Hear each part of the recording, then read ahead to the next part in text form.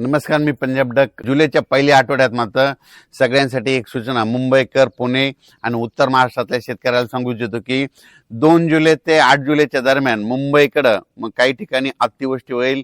म्हणजे इतका पाऊस पडेल की आतापर्यंत मुंबईला इतका पाऊस कधीच नाही असा पाऊस येणार आहे. म्हणून मुंबई, पुणे, उत्तर महाराष्ट्रातल्या शेतकरी हा अंदाज लक्षात घ्यायचा. आणि आपल्या जे ओढे नाले असतील त्याच्या बाजूला समजा एखादेच जनावर बांधलेले असतात, त्याच्यामुळे ते 8 दिवसामुळे काळजी घ्यायची. कारण की मुंबईकडे खूप मध्ये 2 जुलै ते 8 जुलै मध्ये वेस्टर्न महाराष्ट्रामध्ये पश्चिम महाराष्ट्र असा तिकडे चांगला पाऊस पडणार आहे. म्हणून हे अंदाज लक्षात घ्यायचा. तर तो पाऊस तुम्हाला मुंबईकरांना सांगू इच्छितो की जुलैच्या पहिल्या आठवड्यात मुंबई, इगतपुरी, नाशिक, त्याच्यानंतर इकडे त्र्यंबकेश्वर हे पट्टा, त्याच्यानंतर संगमनेर, घाटमाता, हे अहिल्यानगर, हे असा पट्टा काय होणार उत्तर महाराष्ट्राचा आणि महाराष्ट्राचा पश्चिम भाग म्हणजे जोराचा पडणार आहे. काही ठिकाणी अतिवृष्टी होईल, काही ठिकाणी अतिमुसळधार होईल, काही ठिकाणी रिमझिम पडेल. पण 2 जुलै ते 8 जुलैच्या दरम्यान महाराष्ट्राकडे काय होणार आहे, एक लो प्रेशरचं रूपांतर चक्रीवादळात होईल आणि ते चक्रीवादळ सरळ महाराष्ट्राकडे येईल. आणि त्याच्यामुळे महाराष्ट्राकडे मग काय होणार आहे, महाराष्ट्रामध्ये ठिकठिकाणी म्हणजे जुलैच्या पहिल्या आठवड्यात मुसळधार पाऊस पडणार आहे. म्हणून हा अंदाज लक्षात घ्यायचा. आणि शेतकऱ्याला सांगू इच्छितो की सर्वप्रथम आनंदाची बातमी, मी म्हटलं ना दुष्काळ वगैरे पडणार नाही, तर तुम्हाला सांगू इच्छितो मुंबईकडे, उत्तर महाराष्ट्राकडे, त्र्यंबकेश्वरकडे, नाशिककडे, इकडे संगमनेर पट्ट्यात, इगतपुरी भागात, इकडे घाटमाथ्यावर जो पाऊस पडला तर निळवंडे धरण आहे त्याच्यामध्ये पाणी येणार. त्याच्यानंतर मुळा धरणात देखील थोडी आवक सुरुवात होणार. त्याच्यानंतर काय होणार आहे, इकडं गंगापूरचं धरण आहे, त्र्यंबकेश्वरला पाऊस पडला तर त्या गंगापूरला येत आहे. प्रवरा नदीवर जे धरण आहेत त्याच्यामध्ये देखील आवक येणार. कारण की हे पाऊस हे 5-7 धरणासाठी. आणि त्याच्यानंतर तुम्हाला एक सांगू इच्छितो की नाशिककडे जे छोटे छोटे 2 TMC, 4 TMC, 5 TMC, 11 TMCचे, काही 15 TMC, 22 TMCचे जे छोटे छोटे धरणे आहेत, ह्या पावसात मात्र ते चांगले तुडुंब भरून जातील. म्हणून हा अंदाज लक्षात द्यायचा. कारण ते पाऊस येणारच आहे. कारण की जुलैच्या पहिल्या आठवड्यात पश्चिम मुंबईकडे, उत्तर महाराष्ट्राकडे चांगला पाऊस पडणार आहे. त्याच्यामुळे त्या धरणामध्ये आवक येणार आहे. शेतकऱ्यासाठी ही सर्वप्रथम आनंदाची बातमी. तर जुलैच्या पहिल्या आठवड्यात आता तर हे पाऊस पडणार आहे 30 जून पर्यंत. पण जुलैच्या पहिल्या आठवड्यात मुंबई, त्र्यंबकेश्वर, नाशिक, त्याच्यानंतर अहिल्यानगर, संभाजीनगर, संगमनेर पट्टा, घाटमाता, पुणे ह्या परिसरात मुसळधार पाऊस पडणार आहे. त्याच्यामुळे हे तिकडला प्रश्न मिटल.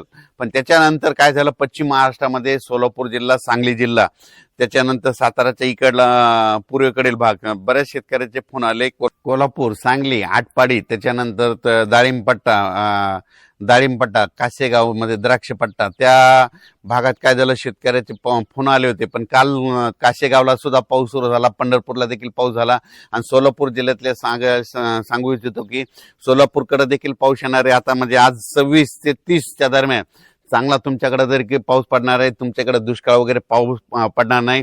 म्हणून सोलापूर जिल्हा, सांगली जिल्हा, त्या शेतकऱ्यांनी हे अंदाज लक्षात घ्यायचा. तुमच्याकडे देखील ह्यानं 4 ते 5 दिवसामध्ये खूप जोराचा पाऊस पडणार आहे. म्हणून हा अंदाज लक्षात घ्यायचा. एकदम सगळीकडे पडणार नाही, दररोज वेगवेगळा भाग घेणार आहे. म्हणून हा अंदाज सर्व शेतकऱ्यांनी लक्षात घ्यायचा. त्याच्यानंतर मराठवाड्याकडं बीड जिल्हा, लातूर जिल्हा, परभणी जिल्हा, जालना जिल्हा, संभाजीनगर, नांदेड जिल्हा, हिंगोली जिल्हा, आजपासून म्हणजे आज 26 ते 30च्या दरम्यान चांगला पाऊस पडणार आहे. पण जुलैच्या पहिल्या आठवड्यात देखील चांगला पाऊस पडणार आहे. म्हणून ह्या मराठवाड्यातल्या शेतकऱ्यांनी घाबरून जाऊ नये. ज्या भागात आणखीन थोडेफार गावं वंचित राहायचे असतील, आज देखील त्या भागात पाऊस पडल्यानंतर तुमच्या देखील पेण्या होतील. म्हणून हे देखील सर्व शेतकऱ्यांना लक्षात.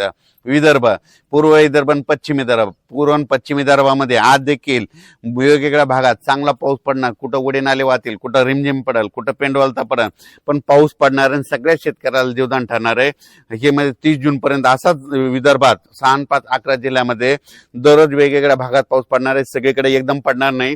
आज ह्या जिल्ह्यात, उद्या त्या जिल्ह्यात, आज या गावात, उद्या त्या गावात, असं करत करत 30 तारखेपर्यंत, 30 जून पर्यंत विदर्भाच्या 11 जिल्ह्यात पाऊस पडणार आहे. त्यांचे देखील पेरणी लागणार आहे. पण विदर्भातल्या शेतकऱ्याला सांगू इच्छितो की जुलैच्या पहिल्या आठवड्यात मात्र तुमच्याकडे चांगला पाऊस पडणार आहे, धो पडणार आहे. म्हणून हे अंदाज लक्षात घ्यायचा. त्याच्यानंतर सगळ्यात खास करून परत एकदा मुंबईकरांना एकदा सांगू इच्छितो, मुंबईच्या जनतेला, पुण्याच्या जनतेला, इकडं अहिल्यानगर, उत्तर महाराष्ट्र, त्र्यंबकेश्वर, नाशिक, त्यांना सांगू इच्छितो की मुंबईकडे काय होणार आहे की 1 जुलै ते 8 जुलैच्या दरम्यान मुंबईकडे माझा तरी अंदाज आहे त्या 7 ते 8 दिवसामध्ये 1000 मिलीमीटर पेक्षा वर पाऊस पडेल. मध्ये किती 1000 मिलीमीटरच्या बोरीमध्ये 1100-1200 मिलीमीटर पाऊस 1 जुलै ते 7 जुलैच्या दरम्यान मुंबईमध्ये म्हणजे संपूर्ण मुंबईमध्ये जवळपास 1000 ते 1100 मिलीमीटर पाऊस पडेल. काही ठिकाणी काही दिवशी 150 मिलीमीटर पडेल, काही दिवशी 180 पडेल, कुठं 100 मिलीमीटर पडेल एका दिवशी. असं करत 7 दिवसामध्ये इतका पाऊस पडणार आहे. म्हणून मुंबईकरांनी म्हणजे त्या 8 दिवसामध्ये सतर्क राहावे माझी ही विनंती आहे. ज्या ठिकाणी तुंबतं पाणी, ज्या ठिकाणी साचतं त्या ठिकाणी सगळ्यात काळजी घेण्याचं सगळ्यात. याचा नंतर तुम्हाला काय केलं जाईल, पुन्हा आणखीन 1 तारखेला तुम्हाला आणखीन एक मेसेज दिला जाईल आणि कोणत्या टायमाला पाऊस येईल त्याचा सगळा डिटेल दिला जाईल.